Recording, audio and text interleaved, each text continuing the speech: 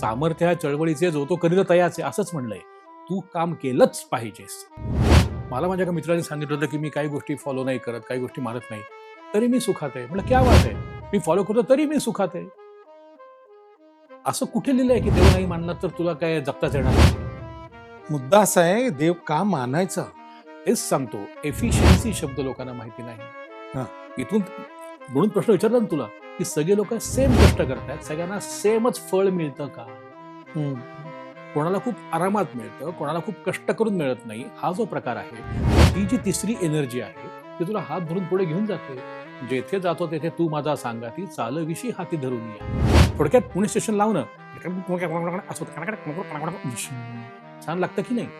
This is the way are tuning yourself with that frequency, with chanting Om. आणि मग किती वेळा chant करायचं?